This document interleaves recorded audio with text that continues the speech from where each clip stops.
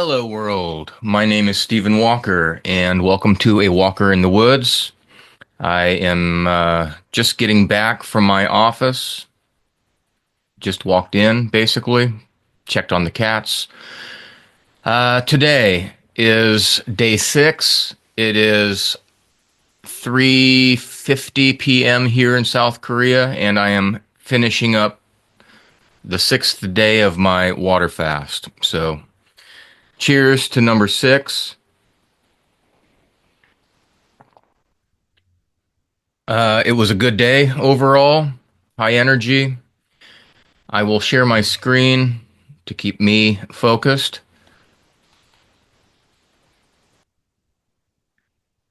And here we go. So, the MOVEmber challenge, I am challenging myself to a 10-day water fast. And as I said, it is day 6, the end of day 6. So, I want to give a few observations of my physical mental state. Then, I'd like to talk about mind over matter. And then with the InBody fit metrics, one of the metrics is what is percent body fat. We'll take a quick look at that, and then we'll look at the metrics from day 1 to day 6. But observations from actually yesterday. When I finished yesterday's video, I was saying that I had no gut issues, no stomach issues. The stomach is pretty much retired. It's dormant. Not a lot of sound or movement coming from there. But the lower GI, suddenly from when I finished yesterday up until still today, and when I got home, I am having some movements, and mostly loose stool. If this is fasting, so we're going to talk about the body, but not a lot of fluid, but it definitely is. It knocks on the door. Let's just say it's like, okay, it's time to go find a restroom, and an interesting observation from this morning. So I sleep in my office at the university that I work at 2 nights a week. And so students are gone. A number of professors actually do stay late or overnight. So it's not that odd. But so this morning I woke up on my own at about 5:30. I usually wake up around that time naturally, but I do set my alarm on my phone in case, because I have a morning class. So this morning I woke up about 5:30 and did a bit of computer work, and then suddenly the knock comes on the door. Okay, let's go to the restroom. And I got dressed,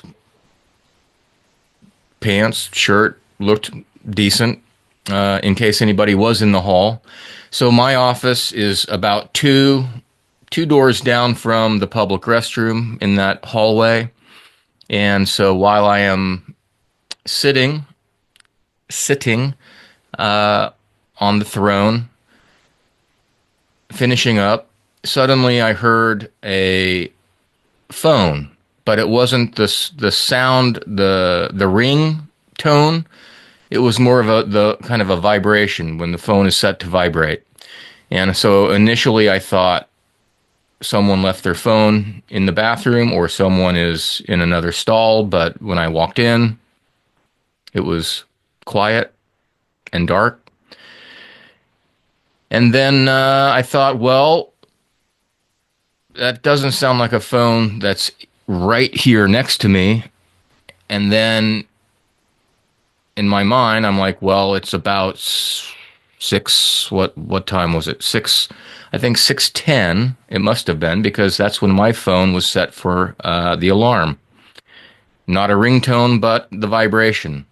And so I felt and heard the vibration 2 rooms away, Now the building is cement walls, so vibration does carry through cement.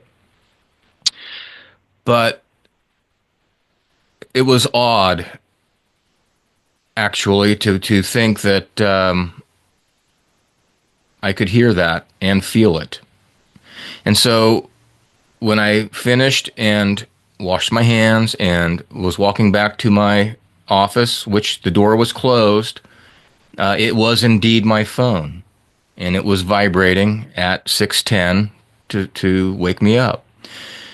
So the observations of the physical mental are, again, as I said yesterday and the day before, day 4, day 5, day 6, all of your senses are heightened. My eyesight is as clear as it was yesterday, if not clearer. My mind is sharper. And obviously my ears are more sensitive, picking up that phone, vibration, the body, the skin, just everything. Everything is totally alive. And it really is an amazing feeling that's kind of difficult to describe. In the part of my mind, yes, I would like to eat because it's enjoyable. But so this morning, one reason why I wake up that early is I have a morning class. I do an online class, a few of them, but one of them was today at 7 a.m. And so I talked to a man, a professional up in Seoul, and his English is extremely good. And so we talk about everything, including this fast. And he watched one of my videos, I think yesterday's, and we were talking about food and about the manufactured food and food like potato chips and processed foods, packaged foods. And he asked me, why are they so addictive? And I said, well, I know exactly why, or at least one reason why, and that is because they have laboratories with scientists, and they they concoct all kinds of different ingredients to add. For example, a thing of I don't know what you call it, a tube of Pringles. Back when I was young, it was a basic regular salted chip that really doesn't resemble a potato at all, but they were yummy. And today they have probably 30 or 40 different flavors. And so obviously all of those are just in chemicals dusted onto these things. And their catchphrase is once you pop, you can't stop, or you can't stop at just one, or whatever. So why can't you just stop at one? One of the reasons is the body doesn't recognize that as food. So as you keep shoving them down your pie hole, your body is not registering this as food. So it's like, okay, yeah, let's eat the next thing. Hopefully this will be something that satiates me. You don't get satiated on Pringles or Doritos or most anything that comes in a brightly packaged unit. So that is kind of an overview of my physical and mental state. Mind over matter is the next thing I'd like to talk about. And this is the use of willpower to overcome physical problems, endurance, people who do marathons or the Iron Man or set world records. Wim Hof is a good example of a man who can use mind over matter, mind to control your body. So mind over matter, I have a list, methods to achieve mind over matter. Again, I just pulled it from the internet. Nothing too personal here. I'm not doing anything other than doing a bit of simple research. But I found 8 and I added 1 to it.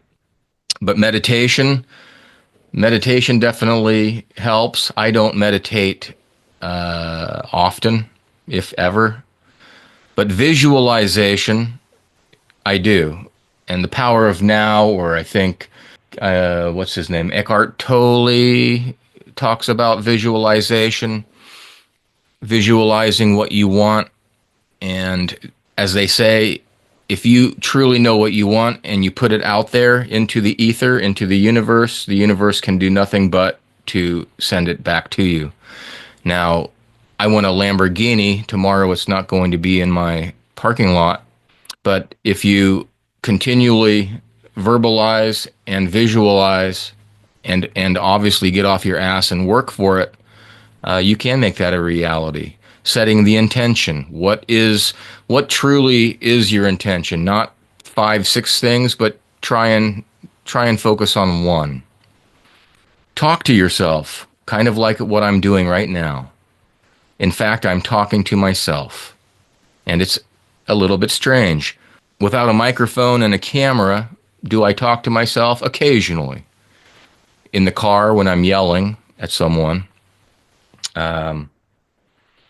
Maybe cooking. I don't do a lot of talking to myself. I do know a few people that do. I think I remember hearing that people who talk to themselves have a higher IQ, but that might be wrong. I don't know.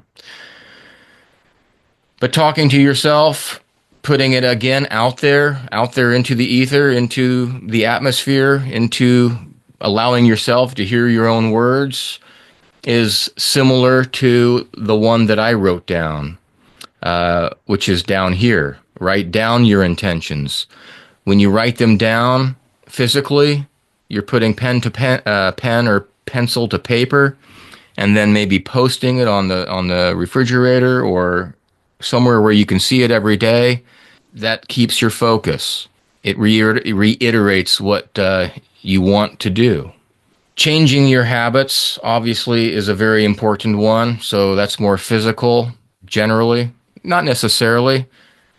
Negative thoughts, negative feelings are also habitual. Being down on yourself, feeling less than worthy. And in this day and age, a lot of young people who come across social media, in my day, magazines, looking at the models who are photoshopped or airbrushed, and then you compare yourself to them, it makes you feel less than worthy. So the mindset. Society is not healthy. So you have to get out of that group mentality, think, and work on yourself. Go within. Removing temptations, and that's an important one. And for carnivore, a lot of people, they go to the pantry and to the refrigerator and they clean house. I can't do that because my wife loves to cook and she loves to bake in particular. But therein lies mind over matter. I can smell it and it smells great, but I don't eat it, and she doesn't force it on me. She understands my intention and my focus and my goals. And so respect is a big word that comes into the relationship. I respect her decision to bake on Sundays generally. She respects my decision not to eat. Now, occasionally in the past, yes, I have. I've tried it, but it's dangerous because just like Pringles, once you pop, you can't stop. If I eat one cookie, then I want 3. So it's best just to not have any.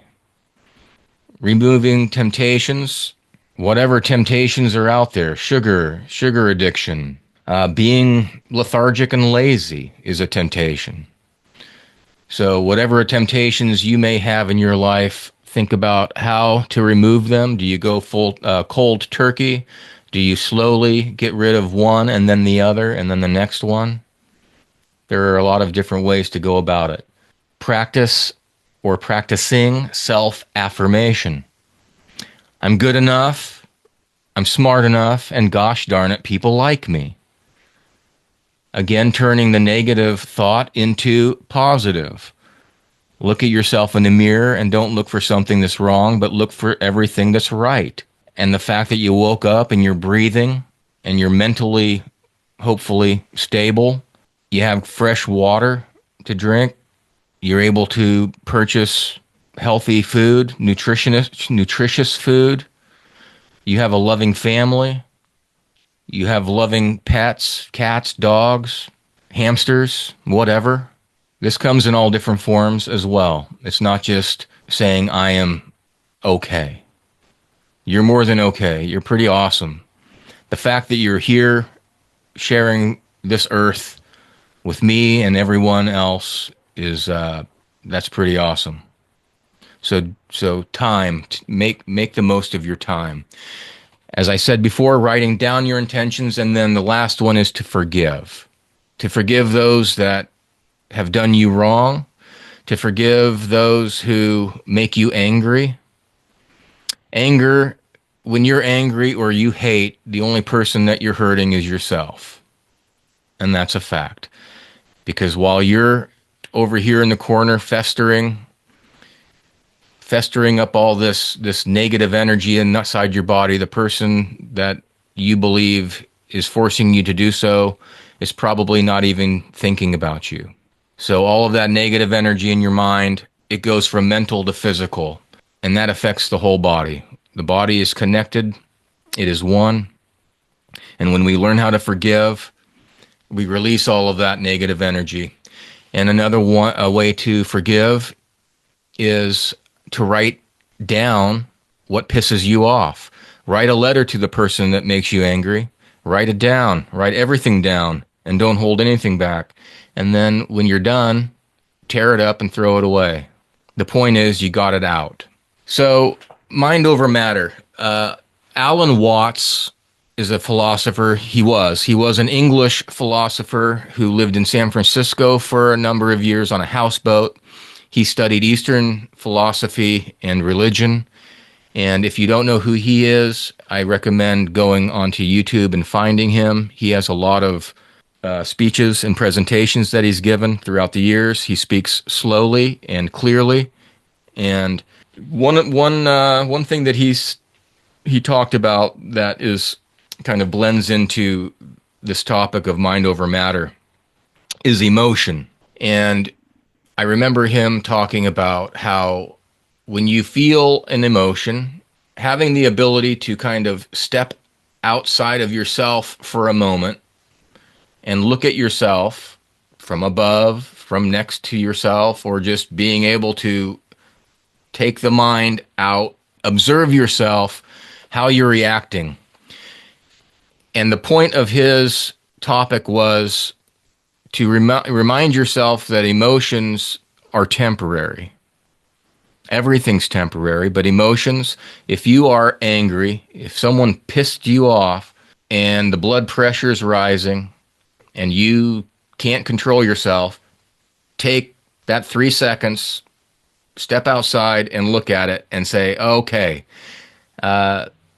this is anger and I'm angry, and know that it will pass. Similarly, happiness. When I'm happy, when I'm ecstatic, do the same practice. Take a moment out and look at myself and say, wow, I look awesome. I'm happy. I'm smiling. I'm laughing. But know this too, that this will pass. So when you kind of put that method into your mindset, it kind of helps you overcome difficulties, emotional issues that you might have with a family member or a friend or yourself. So that's a little bit about mind over matter.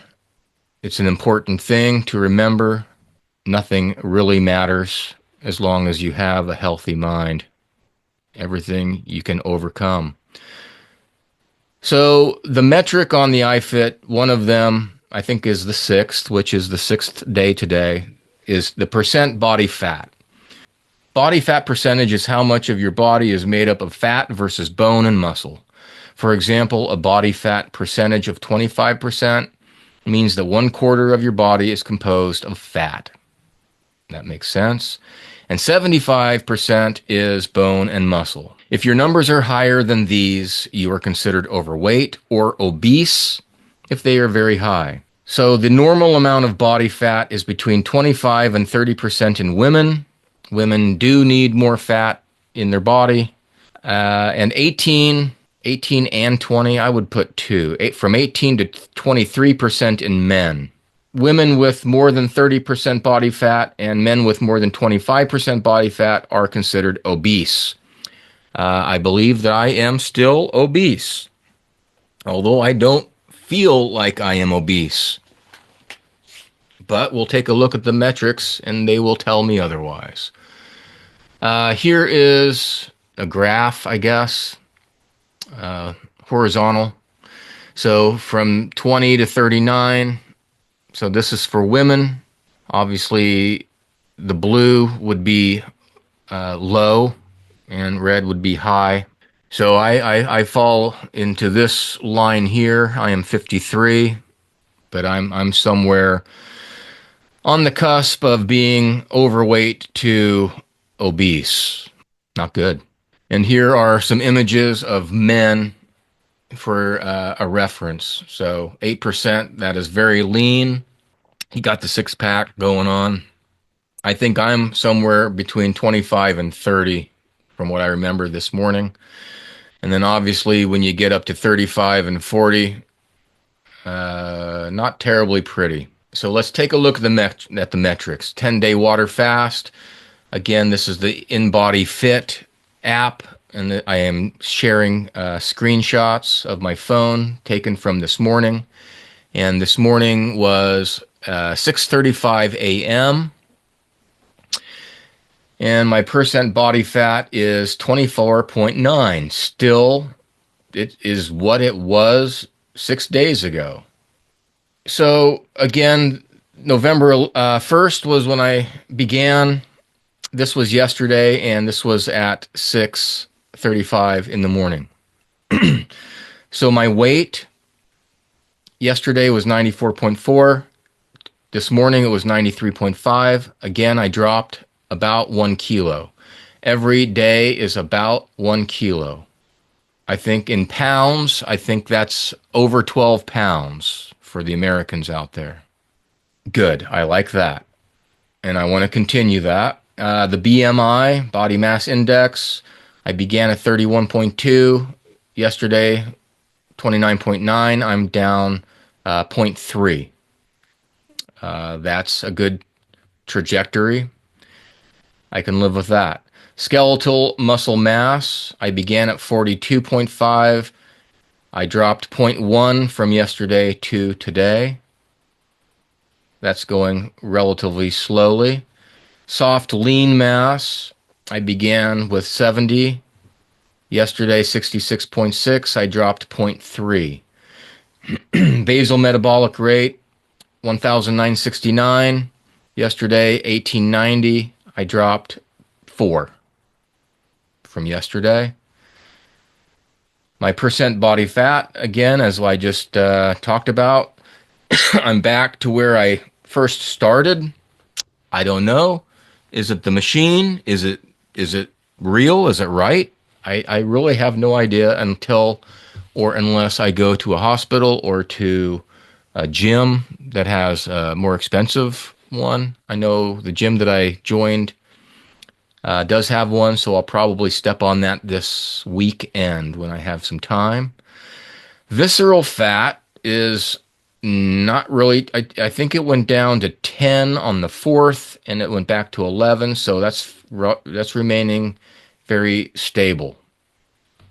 I presume that the visceral fat, the internal fat around the organs, doesn't really start to be metabolized, used by the body until it gets finished using all of the number one sugars, and then number two getting into ketosis. It goes probably for the gut. I know for a fact that the jawline is becoming sharper and my jeans are a little looser. So a lot of changes going on. People say don't step on a scale. the number is just a number. But I do find at least this type of information interesting, encouraging, and motivating. So I will continue doing this throughout the month of November. The waist hip ratio, I'm back up to 1.02, which is where I started. And then the fit score, I'm climbing back up again. I started at 770. I was down to like 736 or 8 something, dropped, and now I'm climbing back up. Maybe tomorrow or the next day, I will share a few more screenshots of the fit score where it compares you to all the other people on the app.